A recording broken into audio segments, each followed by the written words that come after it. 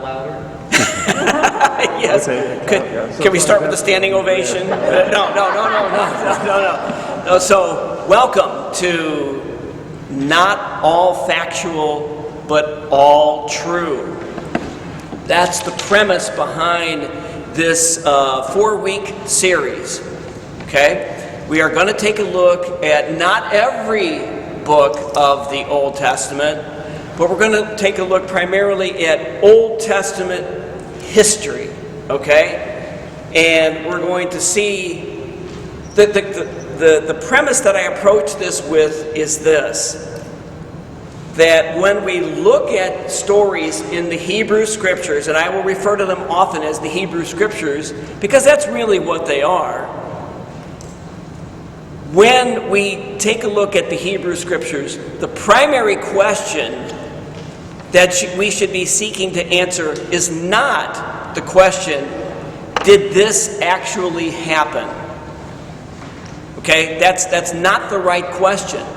The better question to ask when looking at the Old Testament, looking at the Hebrew Scriptures, is when was this written?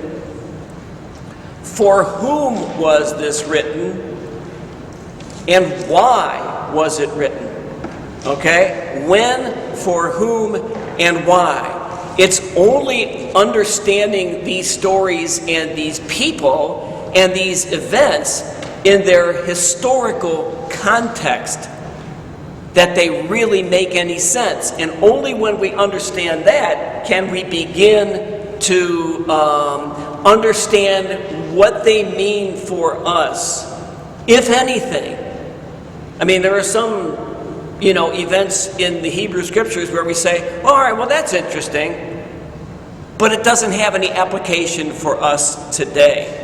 On the other hand, we are going to see, and here's the tease to keep you to motivate you to come back, is that by the end of this series, we will see that the when, why, and for whom questions have influenced the history of Judaism, the history of Christianity, and the history of America.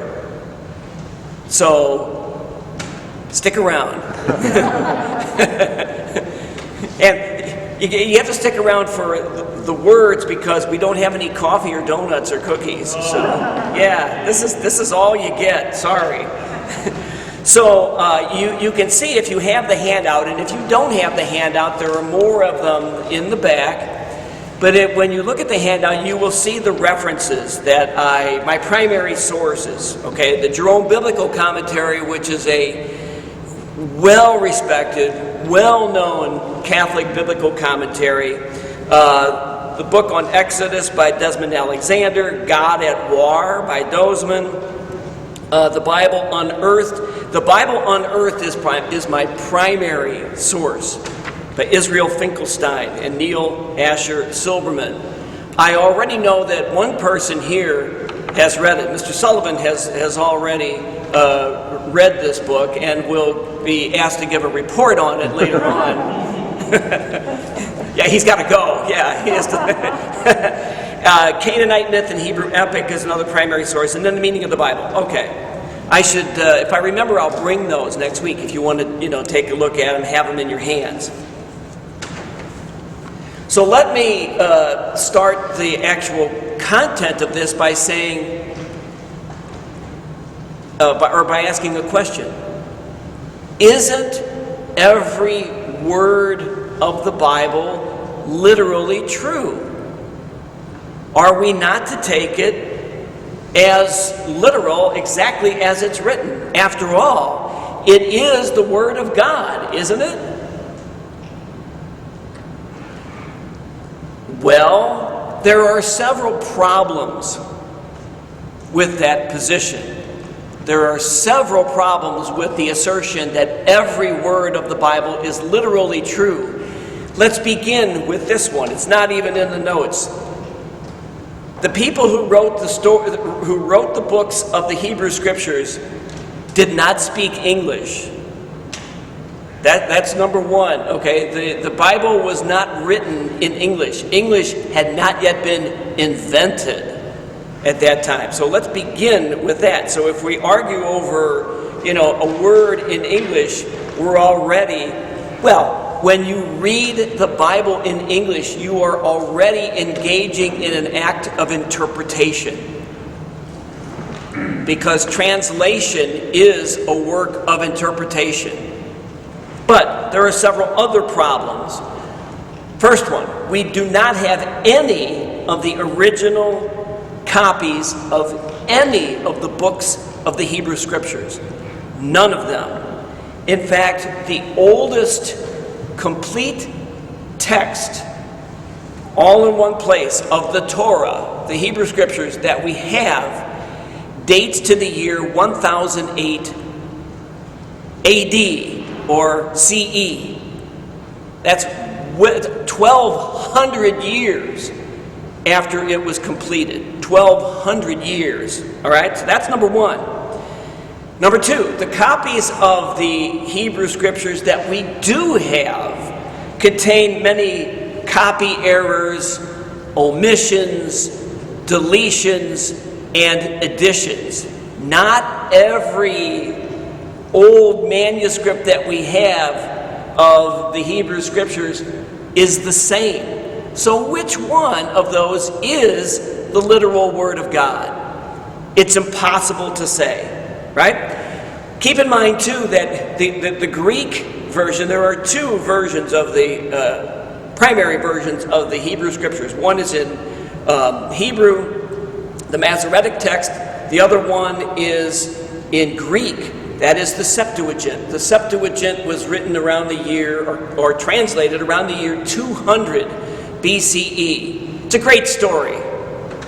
The story of the Septuagint is that there were 70 Jewish scholars who each was given the task of going to their own room and translating the Scriptures into Greek.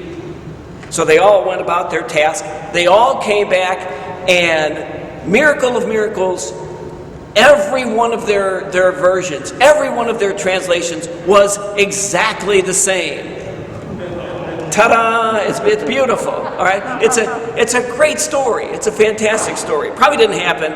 It probably didn't happen, but it's a great story anyway. So, but in the Greek Old Testament, if you look at some of the older manuscripts from it, you will see that the Greek is written just in block text. There were no chapters and verses. There were no paragraphs. There was no punctuation.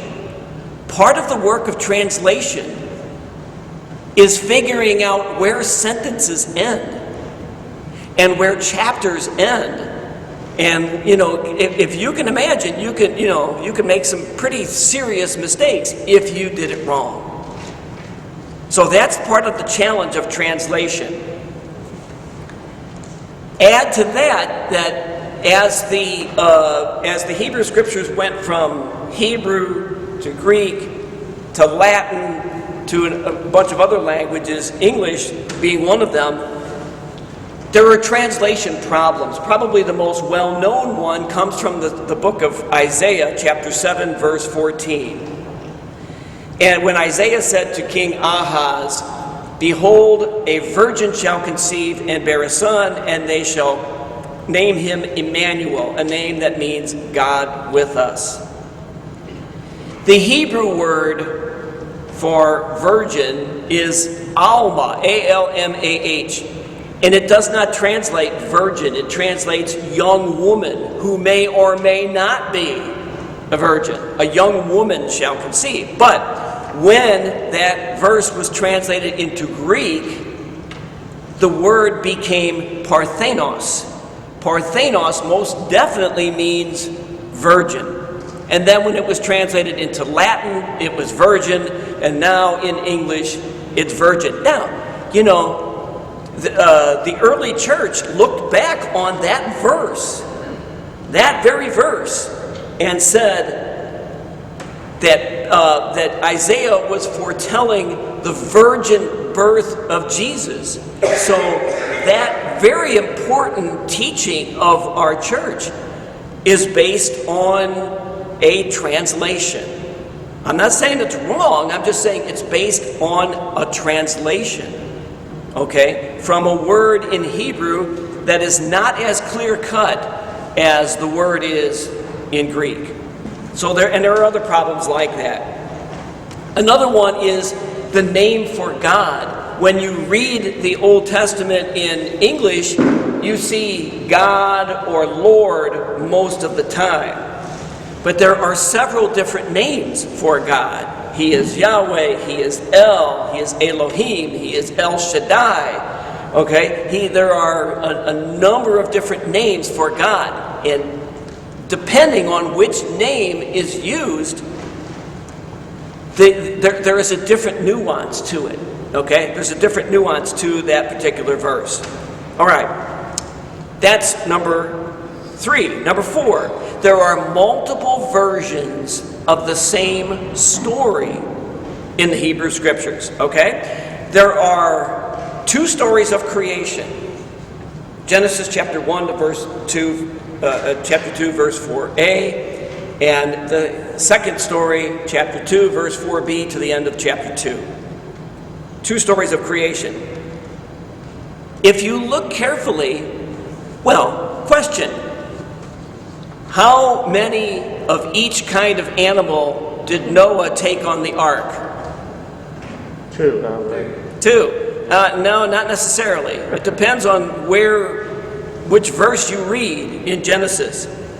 Genesis 6:19 says that Noah took 2 of every kind of animal on the ark. But Genesis 7 verse 2 says that Noah took 7 pairs of the clean animals and 2 each of the unclean. If you look at the book of Exodus and the book of Deuteronomy, there are different enumerations and different versions of the 10 Commandments. So in Exodus chapter 20, there's a story of the 10 Commandments. And then in chapters 21 to 23, there are more commandments given. Then if you look in the book of Deuteronomy, chapters 5 through 10, there are the 10 Commandments, another story of the 10 Commandments. And Deuteronomy 11 to 26, chapters 11 through 26, are a whole bunch more commandments. Which are the ones that we are to observe? Okay? There are contradictions within some stories. This is the next problem. If you look at Exodus chapter 13, verse 20, it says that when the Israelites fled Egypt, their staging point, their takeoff point, was Etham, on the edge of the wilderness. But in the very next chapter, chapter 14, verse 1, it says, God tells Moses to have the Israelites camp at Pihahiroth, at the Red Sea. So there's 2 different versions of where they left, from which they left Egypt. If you look at the book of Joshua, chapter 11, verses 16 to 23, it says that all the Canaanites, all the idolaters, all the pagans had been eliminated from Canaan. Joshua wiped them all out, okay? And then Joshua repopulated Canaan with members of the 12 tribes, okay? But then you look at the very next book, the book of Judges, chapter 1, verse 1, and it says, there were Philistines and Canaanites still living in Canaan after the supposed conquest, after the book of Joshua had just said they were all gone. They're all gone. Here they are again. How do you resolve that? One more. How many days and nights did the rain fall on Noah? You don't say 40. 40, yeah, you know what I'm going to say. Yeah, well, Genesis chapter 7, verse 17 says there were 40 days of rain. That's what we all learned. But if you look at Genesis 7, verse 24, it says there were 150 days of rain. So, which was it? Was it 40 or was it 150? That's a problem. Another problem is science and archaeology. So it is, I don't know, I don't want to get absolute here, but it is practically incontrovertible that the earth and the universe are billions of years old. They're not 6,000 years old. There is a mountain of evidence as high as Mount Everest that says that the earth was not created 6,000 years ago. Bible says that. There is absolutely no evidence whatsoever of a worldwide flood in the last 10,000 years. None. Okay? But think of it. What if there were, let's take the bigger number, 150 days of rain, 150 straight days of rain, and it rained an inch every hour. 2 inches every hour. A foot every hour. Let's say a foot every hour. 24 feet every day times 150. You wouldn't cover over some of the smaller hills around here, much less the Alps or the Himalayas. Right? But the story says the whole earth was flooded. The whole earth was covered. So when Noah sent out the birds and whatever, they came back. They had nowhere to land. There's other problems that we'll get into. In other words, the Hebrew Scriptures reflect the science of its own times. That the earth, it was flat, it was rectangular, it was covered with a dome of the sky, it was held up by massive pillars. Above the dome were the heavens, not just heaven, but the heavens, and beneath the flat earth was the netherworld. That's their understanding of the universe. That's their science. We need to respect it for what it is, but we now know that it's not true. Okay, in other words, no, I should say, it's not factual. Okay, that's not the way the earth is. We were just talking about the astronauts. Today is the day that Alan Shepard was the first American in space in 1961. Yeah, okay. So he didn't show that the earth was round because he didn't do an orbit, but John Glenn did. Anyway, so we know the earth is round.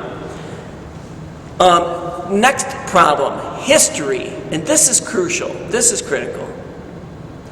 In the ancient world, history was written much differently than it is now. It was not uncommon to embellish stories, although there are stories that are history today that are embellished, right? But in the ancient world, it was not uncommon at all to embellish stories. So we will find out that when the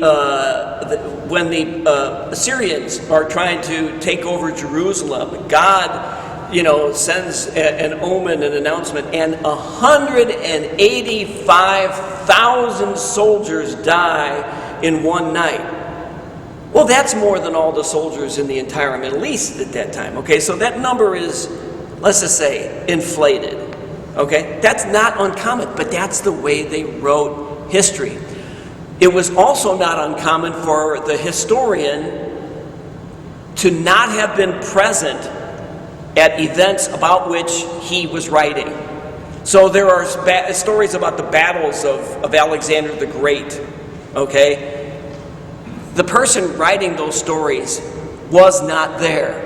And so it's a glorious recreation of what happened.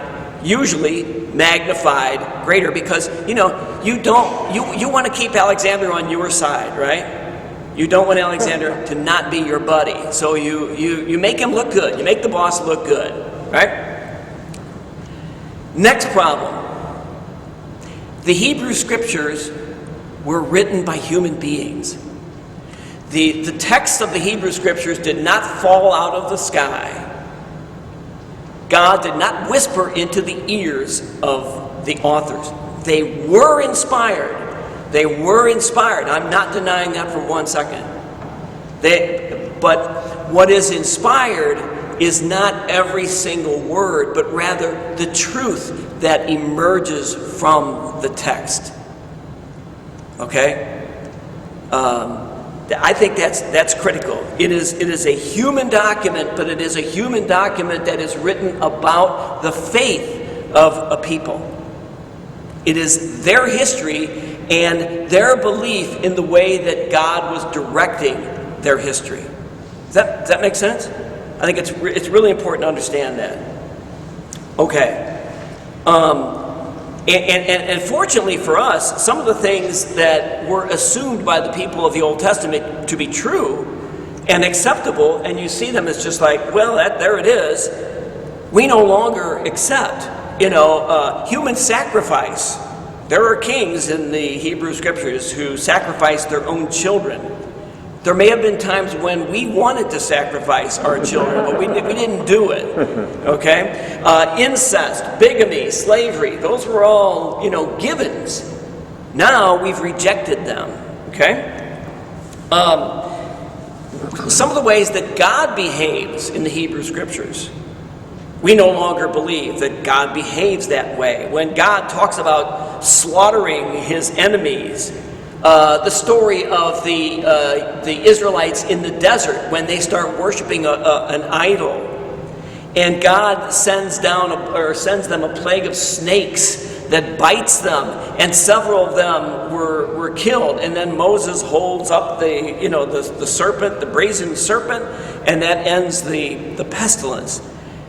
We don't believe, I don't think we believe that God acts that way anymore. He doesn't punish us by sending us things like that. So having said all of that, is the conclusion that we must draw is the conclusion that the Hebrew Scriptures are just a bunch of made-up stories? My answer to that question is no, not at all. Not at all. God has always communicated God's truth through human beings. Okay? And the Hebrew Scriptures are truth communicated by God through his people. And the way people communicate their truth is through the literary vehicles of their times. The Hebrew Scriptures are a product of its own time. And so, given that, how should we approach the Hebrew Scriptures? How should we approach the Old Testament? I think we should look at it, and this will become clear, I hope, as we go through it. I hope it will become clear that the history of the Old Testament people, the Israelites, it's an epic. It's a saga. Okay? It is in some ways the Ten Commandments. It is in some ways Charlton Heston or Ben-Hur. It is that in some ways. Okay? It is the history of a people, and we will see at the end in week 4 why it is important that the Israelites have a history. We'll see why that is so important. Okay? So as I've already mentioned, the primary question to ask ourselves is not, did that actually happen? Rather, the question to be asked is, who wrote this? When was it written? Who was it written for? And why was it written? All right? So, how are we going to proceed? We're going to proceed, once I move there we are. I forget about my slides. So, here's how we're going to proceed. First, I'm going to summarize for you the stories, the persons, the events as they appear in the Bible. Some of this will be familiar to you. Some of it will not. You will be familiar with the story of the Exodus. You will not be familiar with the Omri dynasty, I'll bet. So I'm going to walk us through the different phases of the history of the Israelites as it appears in the Bible. And then we will look at the question, did it happen that way?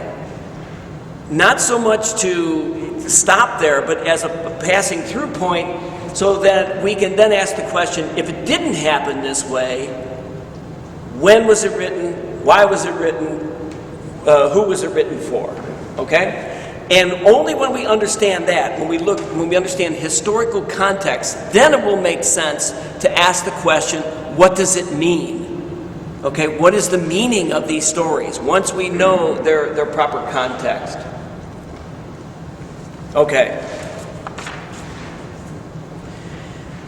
So there is a process. Yeah, well, let's see. The stories in the Hebrew Scriptures were not just written down out of nowhere. There was a process of transmission of these stories. And you're probably familiar with this. It began with the oral tradition. There were stories passed down by word of mouth. I picture people around the campfire at night. And, you know, I can picture one of the kids saying, "Daddy, why do people do mean things to each other? Why does that happen? Why did somebody steal some of our sheep?" Well, let me tell you the story about the first man and the first woman. And it's because of what they did and then what Cain did to Abel and all of that. That's why that happened, okay? Or, Daddy, why do we worship this God and not that one? Well, it's because this God protected us. Things had gotten so bad on earth that God was ready to wipe us all out. But this one family was saved, Noah. And there was a flood, and God got rid of all the human beings on earth, but just these few people were saved. Okay, so that's, these stories were transmitted for centuries, strictly by word of mouth. And their memories may not have been of events or persons who actually existed. I will show you that as we go through this, okay? But then the first time that these stories were written down was probably around the 8th or the 9th century before the Common Era, before Christ. And they were written first in Israel, not in Judah. I used to say, and I'm sure I said it here, that the first time that the Hebrew Scriptures were written down was at the time of David and Solomon. I don't believe that anymore, okay? You'll see when I believe they were first written down. The primary period of writing of the Hebrew Scriptures was the 7th century, the 600s. And the key person, you will hear his name over and over again over the next 4 weeks, is King Josiah. It was during the reign of Josiah that the priest Hilkiah found an old book that had been lost. He found it in the basement of the temple. Okay, you know how that happens. You find the old pictures of your first communion and stuff. They found this old book. Well, it was not an old book. It was written during the reign of Josiah.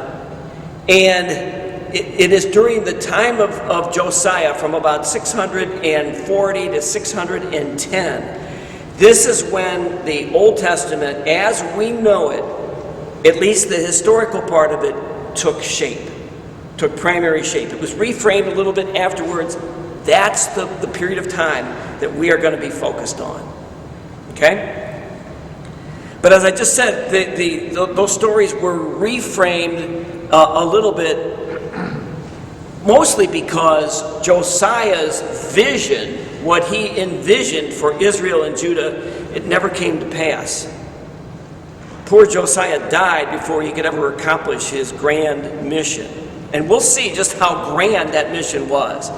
So after the Babylonian exile, which was another watershed period in the history of Israel, after the Babylonian exile, which was from 587 to 536, 537, more or less, during that time and the aftermath of that time, that's when the Old Testament history was reframed in light of what had happened in the exile. All right. Let me go quickly through the four literary traditions. There are four literary traditions that help to shape the narratives in the Old Testament. Okay, these literary traditions, or the theory anyway of these literary traditions, is not new. They date back to the 1800s. This is not new stuff. Okay, so they're. And the way that these traditions are derived is by looking at the texts themselves in their original languages. There are differences in style, there's differences in vocabulary, there's differences in the idea of who God is in these different traditions. Okay? The depiction of God in the Hebrew Scriptures is not the same in all cases. It's different. So, the first one is the Yahwistic, sometimes known as the J tradition, because it was German scholars who came up with this four-source theory, and the spelling of Yahweh in German is Jehovah. It begins with J, so it's called the J tradition. So the J tradition is from the southern kingdom of Judah. It grew out of the oral tradition, this telling of stories, okay? And it was first written down probably in the early 7th century in Judah, okay? The period that's covered in the J tradition is from the creation of the first man in Genesis 2. Genesis 1 is not a J story. Genesis 2 is a J story.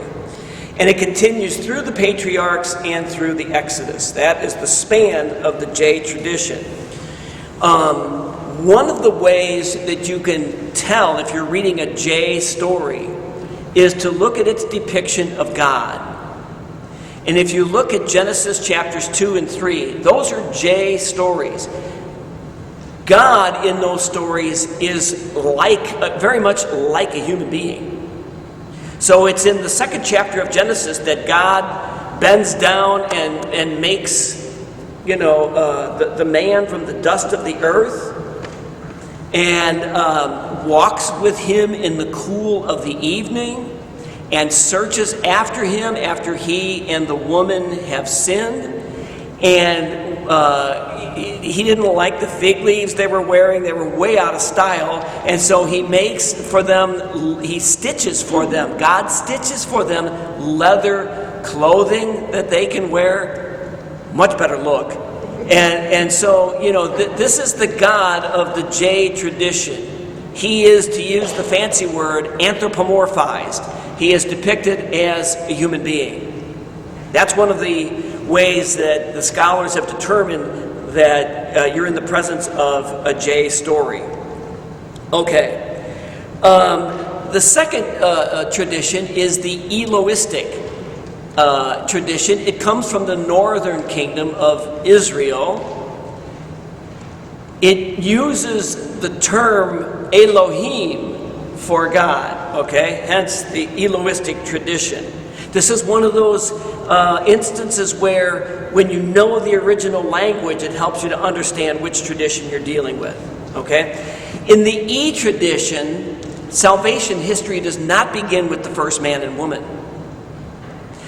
Salvation history begins with Abraham, and so the E tradition begins with Abraham. And the climax of history, the most important events in history, are signified by covenants. The E tradition is a covenant tradition. And the depiction of God in E, this is one of those ways you can tell you're reading an E story. The depiction of God is very different than J. In E, if you look like at Exodus 19, God God is, you know God's coming because there's earthquake and clouds and storms and fire and all that. And it's in the E tradition where it is believed that if you look upon the face of God, you will die. Okay? So that's very different than a God who takes a walk with you after supper. Okay? The third source is the Deuteronomic source, and this one is critical for this entire series, okay? It was written, as I've already said, during the reign of King Josiah, from about 640 to 610 BCE. The Book of Deuteronomy is that book. If you look at 2 Kings chapter 22, Deuteronomy is the book that was found in the temple when they were making repairs to the temple. It wasn't old at all. It was new. It was written during the time of Josiah. And then it was during the reign of Josiah that the book of Deuteronomy was expanded, or the Deuteronomistic history was expanded to include Joshua, Judges, Samuel, and Kings. Okay, that is the Deuteronomistic history. That is the story of the Israelites that we are most familiar with. Okay? Finally, there is the priestly tradition, the P tradition. The P tradition is more of an editing of the other traditions than it is a narrative tradition of its own. It was accomplished by the priests after the Babylonian exile. Okay? Because the Babylonian exile knocked the socks off the Jewish people. I mean, they lost their land. Did God go with them into Babylon? Had God reneged on his promises to them? It was a time of intense questioning. Okay?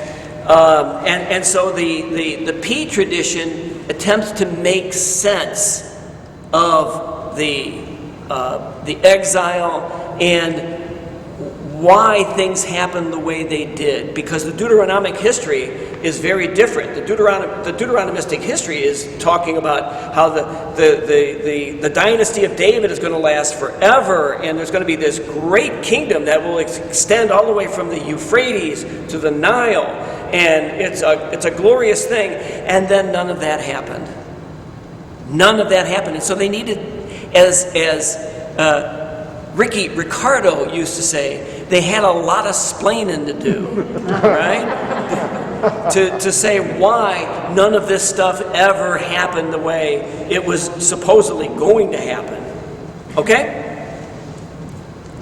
Enough of background. Please raise your hand, shout, whatever. If you have questions, comments, at any time. I want this to be as much of a dialogue as possible. Yeah, Lee?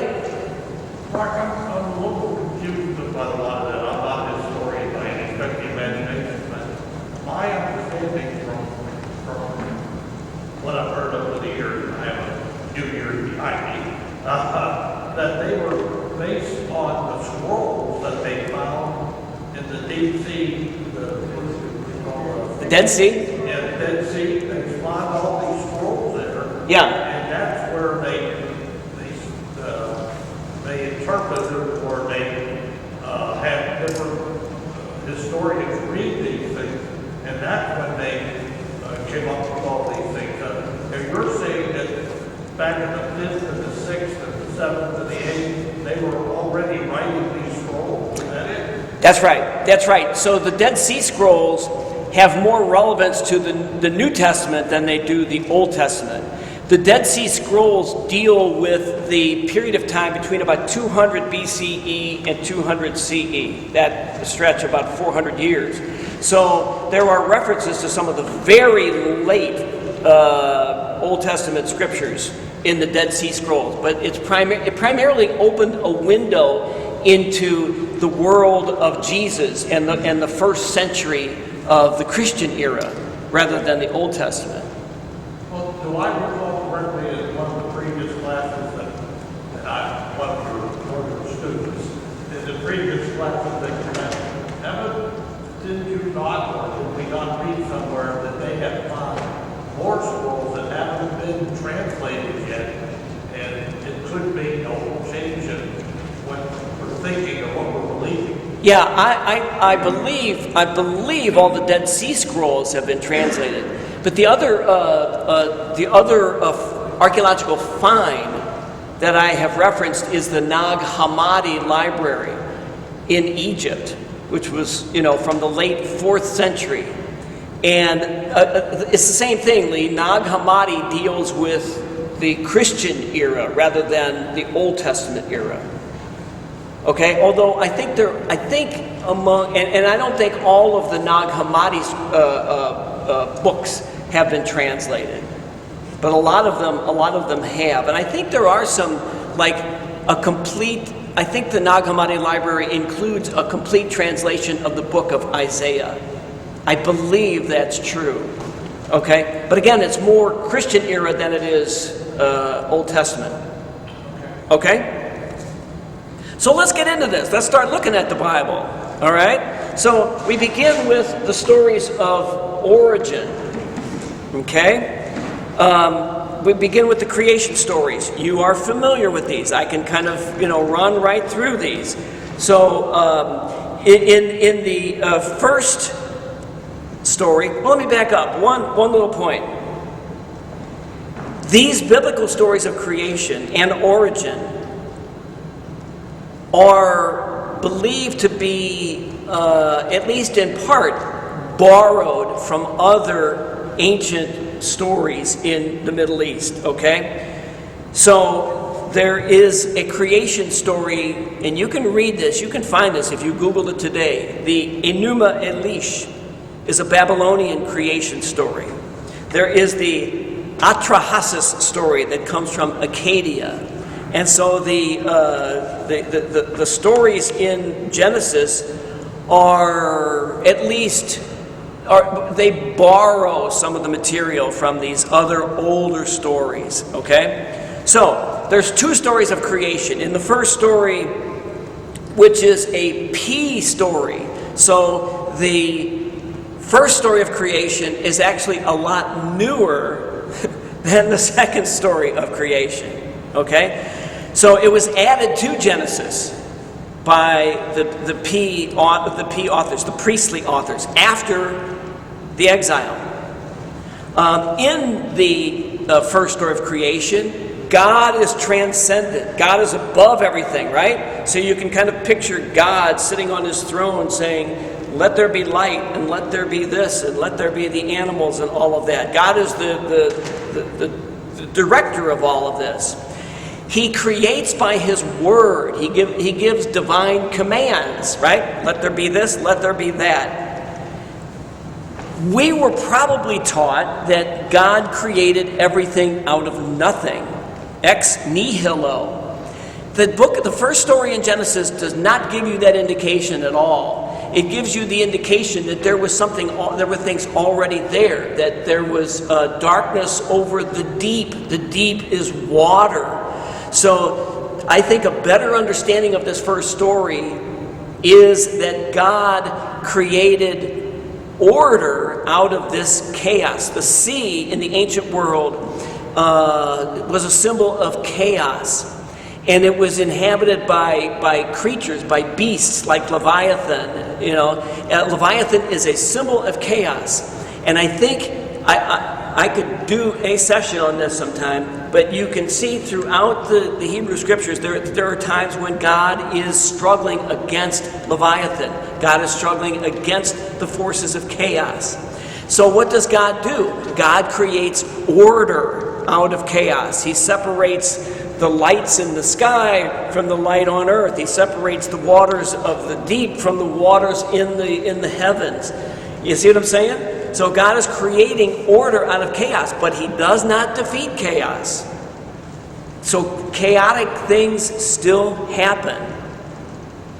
All right, so once God creates, he gives his creation a blessing. He says, be fruitful and multiply and fill the earth and subdue it. According to the story, creation is good. At the end of each day, God says, he looks at what he's done and he says, this is good. In fact, what he's done in the 6th day, he says, this is very good. Okay? The implication here is that God intended for the world to be populated. Be fruitful and multiply. Okay? And that human beings should possess the land. Okay? I've given this to you for you to have. This idea will eventually evolve into the idea of the chosen people and the promised land. God will extend his promise to Abraham and to Isaac. He will say, your descendants will be as numerous as the stars of the sky and the sand on the shore, right? So these are God's people. So this thing that God created, Adam and Eve, the man and woman, then extends. And when God says, fill the earth and subdue it, he is promising them a land that will evolve into the notion of the promised land itself. And then the story ends. God creates in 6 days, not 7, okay? He was tired, and so on the 7th day, God rested. And this is one of the keys, the clues that this is a priestly story, because the priestly authors are trying to say that the Sabbath is sacred. They're saying it to the people of the 5th and 6th centuries. The Sabbath is sacred. Why? Because God created the Sabbath. Even God even God rested from his work on the 7th day. So we should do the same. Yeah, Dave? Where were the Jews at this particular time that God's message was being presented? Are they in Canaan or are they in Egypt? At the time that this story is written, you mean? Yeah. At the time this story is written, they are in Canaan. They are in Judah. We are going to see. Now you're making me tip off what I'm going to say in a little while. Those people never were in Egypt. Okay, there's discussion there. There is discussion. Yeah, so that's like page 9. Okay, we'll get there. What I'm trying to get at is, are the Jews living in a vacuum sense, pasture land or the like, or are they in Canaan, in land taken from the natives known as Canaan? Yeah, they have by the time this story is written, they have taken. They are living on. Well, they didn't. You're way ahead of me. They did not take the land from anybody. But I don't want to give away too much. Okay, but you won't have to come back. So the people of Judah, let me leave it that way, are the people who commit this story to writing. All right, your mind is like you're in week 2. You're ahead of me. I'm going to go one more session here, so. Oh, that's too bad. But so ask all those questions. Yeah, and tune into YouTube. Okay, we'll be there. So all right. So then that's the first story of creation. The second story is very different. Okay, this is a J story. We know the story. God shapes the man from the dust of the earth. God breathes the breath of life into him. God prepares the garden. It said that God actually prepared the garden for the man. He had to plant a lot of stuff and fertilize it and all that. Then he seeks a mate for the man among all the animals. Boy, am I glad Adam did not, am I glad he waited. So he takes a rib from the man and creates the woman. He puts them in the garden. He tells them they can do whatever they want except eat from the tree of life and the tree of the knowledge of good and evil. And then there's at the end of the story a little verse about marriage, which is odd but makes more sense if the story is written a lot later. It's to say that God always intended for marriage to be a part of life, okay? All right, so then we have, and I want to get through this fairly quickly because you're familiar with a lot of these stories of origin. Then there's the story of Adam and Eve in the garden and their sin. This was, as a side note, not at first a story of original sin. It was strictly a story about the origin of sin. Okay, in other words, it answers the question, why is there sin in the world? It does not answer the question, or it does not make the assertion that what Adam and Eve did in the Garden of Eden affected all humans for the rest of time. Now, that story came to be reinterpreted later to mean the original sin. So I'm not denying it. I'm just saying that was not its original intent. Mark, Yeah, Allison. you know I like being controversial. What was, at the time that this was written, what was the view of women? Because it seems like their view of women puts all of the bad things that happen on the woman, and she is sub to the man because she's made of man, she wasn't made with man.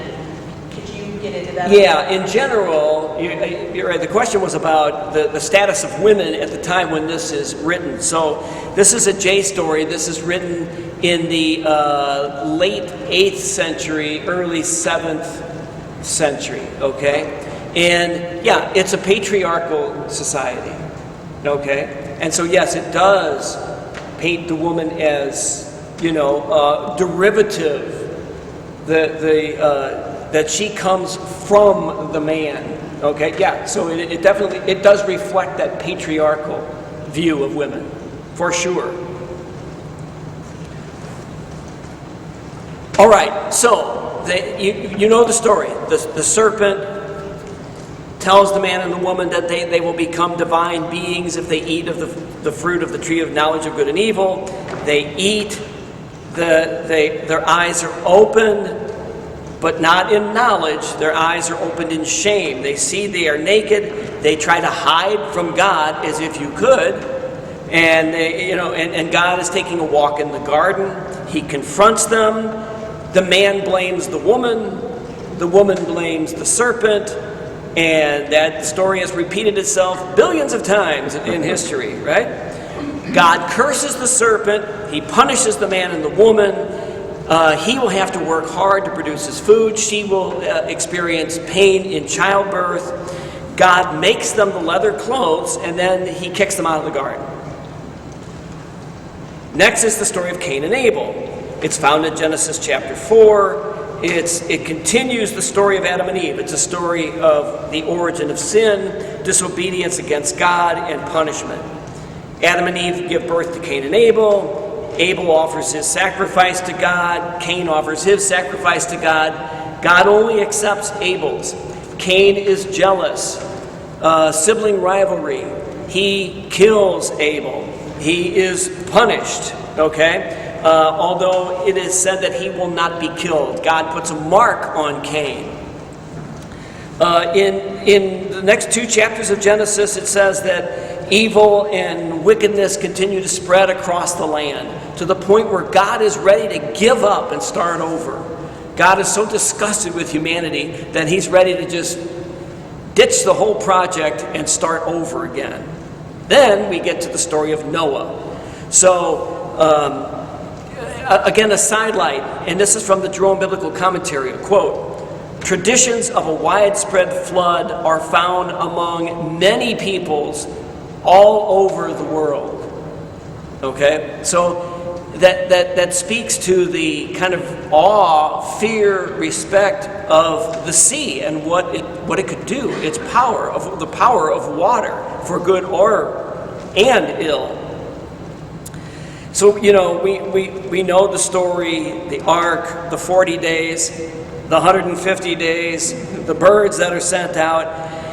And this is what's, I think, relevant. At the end of the flood, and after they get off the ark, God makes the same directive, same promise to Noah and his kin as he did to Adam and Eve. He says, be fruitful and multiply, abide on the earth and multiply in it. So this is in kind of a story of recreation. It's kind of a reboot. You know, we're starting over. And so after that time, people then started to be good and believe in God, and they were good people.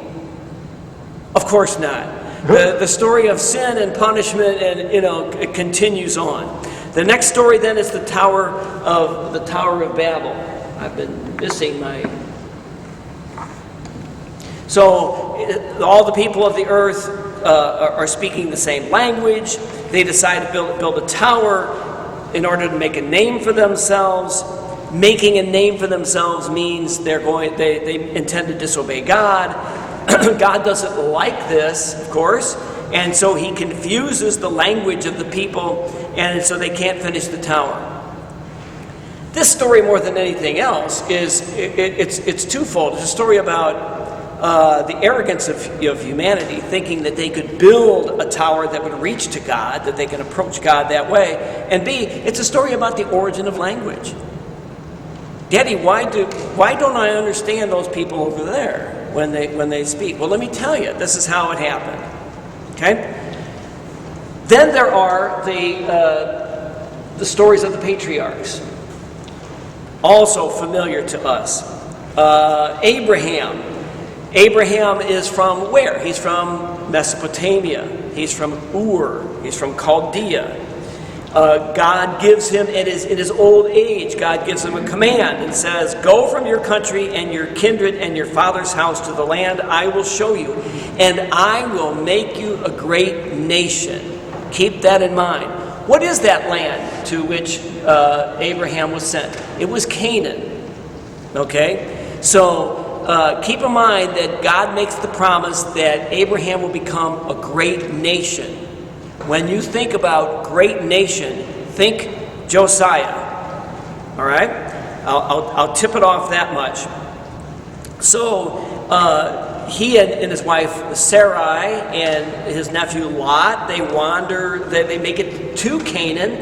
They start in the north of Canaan in Shechem, and then they move south, and it's noteworthy that they settle in the south. They settle in Judah. Okay, make a mental note of that. That's important for the Josiah story. Then eventually Abraham learns about his real mission, what God really wants. God promises him and all his descendants all the lands, you ready? From the river of Egypt to the great river, the river Euphrates. That's big. Okay? So God is promising that this will be the promised land. I mean, there are Jews today who still believe that God, this is the divinely appointed boundaries of the nation of Israel. Okay? Keep that in mind, that promise is first made to Abraham, because it will serve somebody else's purposes quite well. There's the story of Sodom and Gomorrah, and poor, Lot's wife, should not have turned around and looked back. That did not go well for her. Then in his old age, or in their old age, Abraham and Sarah conceive, and she bears a son, Isaac. God asks Abraham, amazingly, to sacrifice Isaac. He does not have to, and there you go. And where is Abraham buried? Where does he choose to be buried? He buys a cave in the southern part of Canaan, in the hill country, so that he and Sarah can be buried there. Hold on to that thought. Then there is the story of Isaac. He is a shepherd from the southern part of Canaan, from Beersheba. He marries Rebekah. They bear twins, Esau and Jacob. There are two stories of how Esau gives up his birthright to Jacob. One is by selling it for a bowl of soup. The other one is by disguising Jacob, and he fools Isaac, daddy, because he now can't see very well. Okay, so then there's that. And then there's the story of Jacob. Jacob has to, Jacob marries two different women, Leah and Rachel, and he has to work 7 years. That's love. He works 7 years as a slave for each one of them. They bear 12 sons. One of them is Joseph. You know the Joseph story. The brothers don't like Joseph. He gets sold into Egypt. Okay. And so, and we know the Joseph story. I'm trying to hurry through this a little bit so that I can get to the more important questions, because you know these stories. So Joseph goes to Egypt. He becomes a big shot. They store up the grain. The other brothers need food, so they come to Egypt. They discover who he is. Everything ends happily, and the Israelite people are now in Egypt. It sets the stage for the book of Exodus, and that's how the book of Genesis ends. They are in Egypt. Okay. There's Isaac. There's Jacob. There's the migration. Are the biblical stories of the patriarchs factual? Did the patriarchs exist? So my primary author, whose first name just happens to be Israel Finkelstein, says this. This is a quote. "It is entirely possible and even probable that the individual episodes in the patriarchal narratives are based on ancient local traditions." Okay? So there may have been some great people. Somebody named Abraham, somebody named Isaac, somebody named Jacob. And there were stories that arose about them. But here's the problem.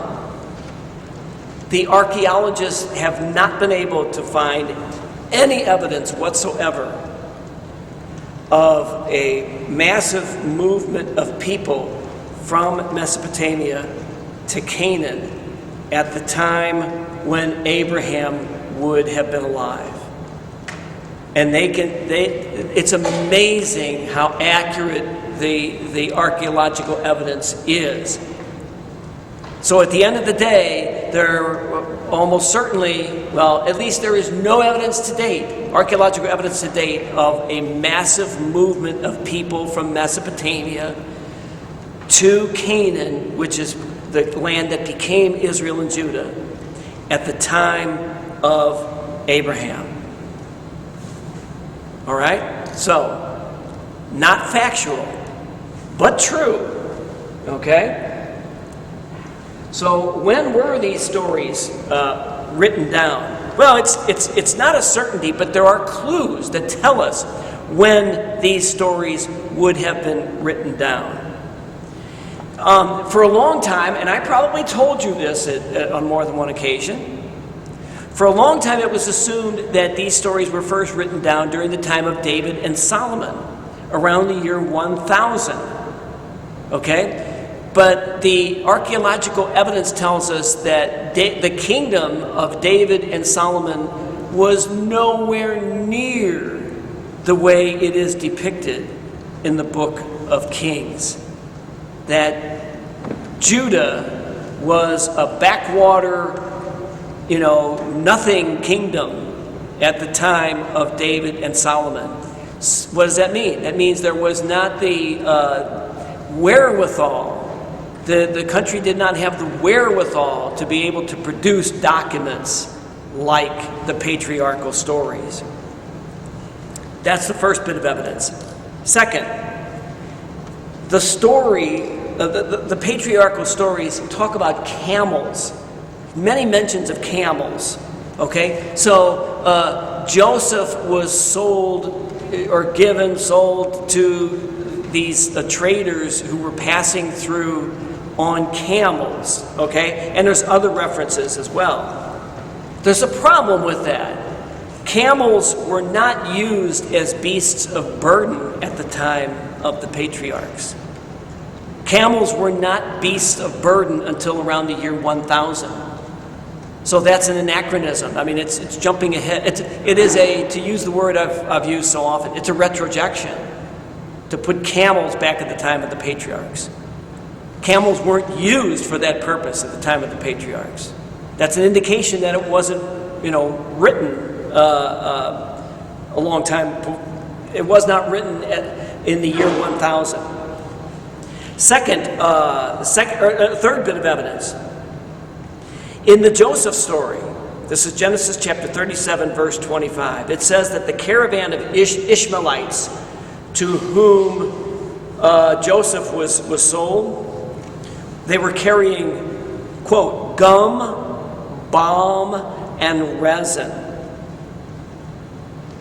There's a problem with that. Gum, balm, and resin were not items of trade in Israel until the 8th and the 7th centuries. They weren't trading gum, balm, and resin back at this time. Another bit of evidence. The 26th chapter of Genesis says that Isaac encountered Abimelech, the king of the Philistines, at Gerar. Abimelech, king of the Philistines. Problem is, the Philistines did not have any settlements in Canaan at that time. Okay? So it couldn't have happened that way.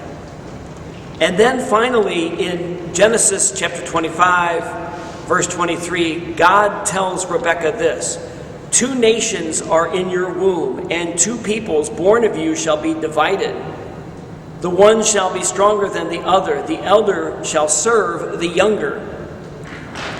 These 2 nations are the nations of Israel and Edom. But Edom did not become a country until around the 8th century BCE. Edom didn't even exist at the time of Esau and Jacob. So it's just not possible for that promise to have been made. So the evidence points rather to the fact that these stories were written down in either the 9th or the 8th centuries, because the geography says that, the thing about camels says that, the gum, balm, and resin says that. Does that all make sense? The thing about Edom all points to a later time of writing.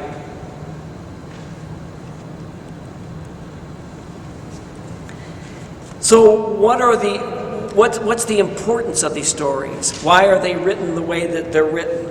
First, the author is trying to emphasize the importance of Judah in the 8th or 7th century. Okay? Judah is the primary geographical location. So Abraham has a close connection to the south, to Judah, to Hebron, and to Jerusalem. The stories make it look as though Judah was important at the time of Abraham, when in fact it didn't even exist at the time of Abraham. That's number one. Whoever is the author of the patriarchal stories, it makes sure that the children of Abraham, Isaac, and Jacob are one people. So Jacob has 12 sons. Jacob, whose name was changed to Israel, he has 12 sons. These are the 12 tribes that would comprise the nation of Israel. But not so fast. Okay? Hang on to that. But this is the way the story is told. That back in the time of Abraham, already these people, these tribes, are going to be a nation. Okay? So how should we regard the patriarchal stories? We should look at them as a literary attempt, not an historical attempt to show the unity of the Israelite people, that they were one people all the way back at the time of Abraham.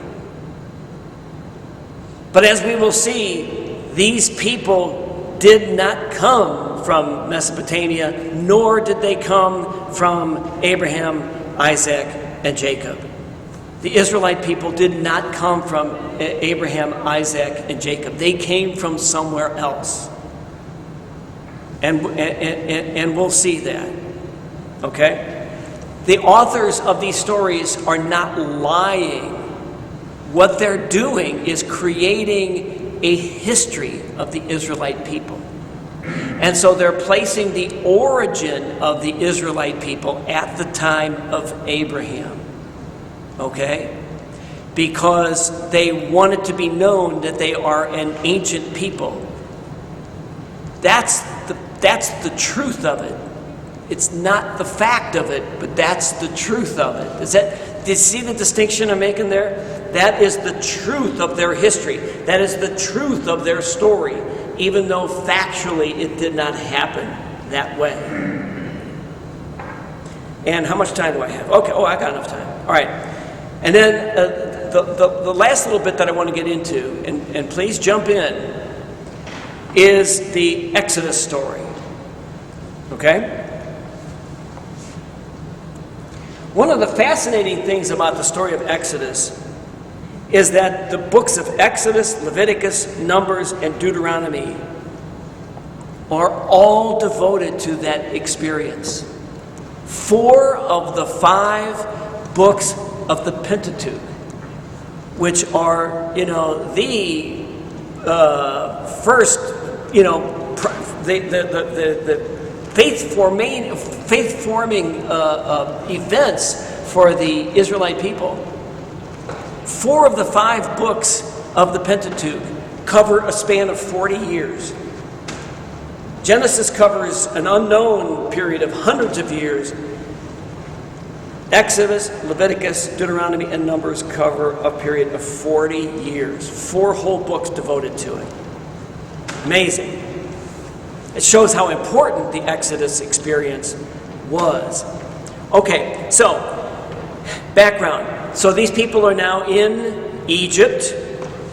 They've been there for 430 years, right? They are now referred to as a nation. There are 12 tribes and they're referred to as a nation. But then things change. Things are fine in Egypt, but then things change when there is a Pharaoh who, quote, knew not Joseph. He's never named, of course. None of the pharaohs in the Exodus story are given a name, so it's very hard to place them historically. So this new Pharaoh enslaves the Hebrews. He forces them to build the cities of Pithom and Ramses. The Hebrew nation, or the Hebrew peoples, continue to grow in population. The Pharaoh orders that all the Hebrew male infants be drowned in the Nile. Little Moses is born. He's put into the basket in the bulrushes, and he's discovered by one of Pharaoh's daughters and raised in the royal court. Fast forward to when he's a young man, he sees an Egyptian strike or flogging a Hebrew slave, and he kills the man. So he must flee. He flees into the desert. This is where he encounters God in the burning bush. And God tells him, save my people and lead them out. All right? So he and his brother Aaron, they confront the Pharaoh. The Pharaoh says, no, I'm not letting your people go. There is the series of plagues. And after each plague, the Pharaoh says, wow, that was bad. But he does not let them go. Finally, there is the last plague, the killing of the firstborn, humans and cattle. Okay? Finally, after that plague, the Pharaoh allows the Hebrews to flee. Before they flee, however, they celebrate this great meal, the Passover. All right? They smear the blood of the lambs on their doorposts, and this means that the angel of death should pass them by and not kill their firstborn. Then they flee, and it says the Hebrews who number 600,000 men, besides women and children. So roughly 2 million people they leave, they set out. The Pharaoh has second thoughts yet again. He sends out 600 chariots. Moses parts the Red Sea. They get through. The sea is still parted. Here come the Egyptians. Their chariots get stuck. They all drown. Hallelujah. God is good, right? God has protected us. They then go out into the wilderness. And as soon as they get into the wilderness, they start murmuring. They start complaining. And so God takes care of them. He gives them food. He gives them manna, quail. He gives them water. Okay? Then there is the dramatic imparting of the covenant and the giving of the commandments on Mount Sinai, or Mount Horeb, depending on which tradition you're reading. And then as they start to approach Canaan, they want to go back to their land. They send scouts out, and they report that there's all kinds of Canaanites, all kinds of people who are there with heavy fortifications. And so the people again complain and grumble. And then, in retribution, God says, all right, I've had enough. He does not allow Moses to enter Canaan, nor does he allow anyone, any of the first generation, all those who left Egypt, none of them except Joshua and Aaron are allowed to enter Canaan. All of them die. That's why they wait for another 38 years before they actually try to conquer Canaan. Okay? Because they had complained once too often, and God said, none of the first generation who left Egypt will be allowed to enter the promised land of Canaan. Okay? So Moses ascends Mount Nebo. He looks upon Canaan, and then he dies. All right? There, in way too brief a nutshell, is the story of the Exodus, but it's one that we're quite familiar with.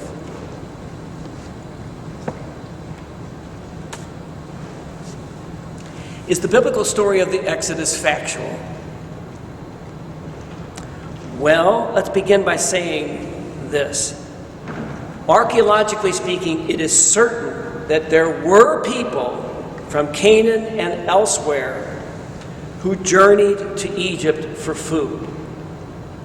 That was a normal turn of events back in these days. Why?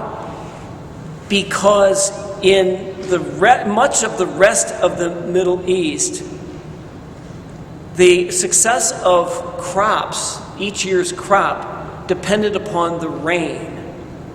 And the rain was not dependable. The situation was different in Egypt. In Egypt, the crop was dependable because of the Nile River. At least the crops were far more dependable. And so the Egyptians could count on their crops coming through, and they would sell their grain to people who were experiencing famine. Okay? So that part of it does make sense. Okay? Second thing, the Egyptian records now, they indicate a migration of people from Canaan, and these people are called the Hyksos, Hyksos. Okay? The Egyptian records also indicate that one of the pharaohs was able to drive the Hyksos out of Egypt. Okay? They came in, they went back out. And what did they do? These Hyksos people, about whom we don't know much, these Hyksos people went to Jerusalem. They built a temple there. And so can you see the parallels between the Hyksos and the story of the Exodus? However, the Hyksos are not the Israelites. But hang on to that for a minute. Here's the problem. The Hyksos got kicked out of Egypt by the Pharaoh well before the time of the Exodus story. Okay? Probably close to 1600 BCE. The Exodus couldn't have taken place at that time. If looking at the rough, more or less dating that's in the Bible itself. Okay? Here's another problem. The Egyptian records make no mention whatsoever, none, about Israelites. Hyksos, yes. Israelites, no. There's no inscriptions on their temple walls. There's no inscriptions on their tombs. There's nothing on papyrus. There's nothing before the 12th century, the end of the 13th century. Okay, there's absolutely nothing. Another problem is this. During the time when the Exodus would have taken place, Egypt was a very strong empire. So strong that it had fortifications all along the area where the Israelites would have tried to escape. They would not have made it through. Okay? And we can assume that the number, 600,000 men, plus the women and the children, is a huge exaggeration, whether it happened or not. Okay? It's a gigantic exaggeration. So what about the experience of the Israelites in the desert? What can we say about that? Well, if you can imagine 2 million people camping out for 40 years, they're going to leave behind some trash, right? They're going to leave behind their soda cups and stuff like that. There is no evidence of a mass encampment in the Sinai desert during that period of time. Zero. Okay? And especially at the place where they camped out for 38, at Kadesh Barnea, where they camped out for 38 of the 40 years of their wandering through the wilderness. Okay? There is no trace of an encampment there during the time of Moses. All right? So, here's the conclusion, that some of the sites that are mentioned in the Exodus story are real, but they were either occupied before or after the time of Moses, not during the time of Moses. So apparently what happened was this, that the oral tradition was not of the Israelites, but the oral tradition that was passed down was the tradition of the Hyksos. And that story was transplanted or edited or reworked to become the story of the Israelites. Does that make sense? So it's not factual, but it's true. Okay? There is truth in it. So it was the memories of the Hyksos people that form the basis. Most likely, there's always the chance that new evidence will be uncovered. It was the memory of the Hyksos people that formed the basis of the Exodus story.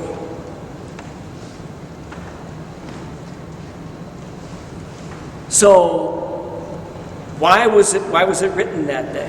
Why was it written that way? Well, let me go through the evolution of the story. The Exodus story actually, there are actually 3 layers to it.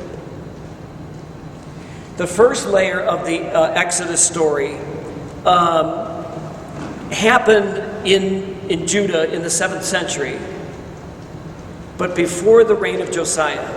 And here's the story. The original story of the Exodus takes place in one day. It is the story of the Israelites leaving Egypt and the story of the Egyptians being defeated at the sea. That was the entire story of the Exodus. That was it. Okay? But then, during the time of Josiah, the story was reworked and added to. That's when the journey into the wilderness, the 40 years of journey into the wilderness, were added to the story. Okay? This is also the time when the Passover is added to the story, during the reign of Josiah. And this version also, this second version, is framed by two crossings. There is the crossing of the Red Sea out of Egypt, and there is the crossing of the Jordan River into Canaan. Okay, so there is this crossing over. So the Deuteronomistic author, he transfers the focus of the story from the defeat of the Egyptians to the defeat of the kingdoms in Canaan. Okay? And why did he do that?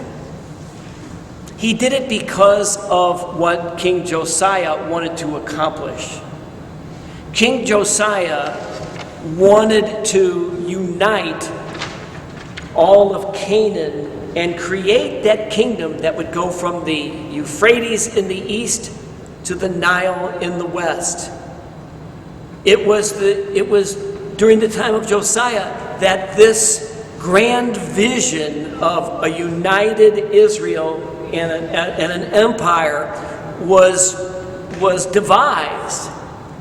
And so the crossing of the Jordan River and the conquering of the people in Canaan was written to inspire the people of Josiah's time to say to Josiah, let's do it again. Let's conquer these other, pagans once again, just as we did back in the days of Moses. Does that make sense? So the story is not factual. The story is not factual, but the story is true. It is written to communicate a profound truth. And what else did Josiah do to the story? He said that it was God's will that the nation go from the Euphrates to the Nile. And it was God's will that Josiah conquer all these other pagans. Why? Precisely because they were pagans. Something that I didn't mention about Josiah before that I'll mention now is that he was a religious reformer. He was a Puritan. And he wanted the people of Israel and Judah to worship only Yahweh and to worship only in Jerusalem. So Josiah's reform was a political reform as well as a religious reform. Okay? So he has this grand vision. I'm going to be the new Moses. I'm going to be the guy who, leads the people out of, leads these Israelites, these people of Israel, this other kingdom, leads them back to the religion where they belong, the worship of Yahweh and worship in Jerusalem. Josiah, if nothing else, had quite the ego, as we'll see as time goes on. So, the story of, to sum up here, the story of the Exodus is, at least, it appears to be a remembrance of the story, the oral stories, the passed down stories of these Hyksos people, which was reshaped into the story of the Israelite people who were a nation, who were enslaved, and who got out, and who received the covenant from God, and who then had to go back and reconquer the lands that they had left. And all of that was reshaped to accommodate the vision of King Josiah in the 600s. Okay? As you can begin to see, Josiah is a key player in the formation of the history of the Israelite people.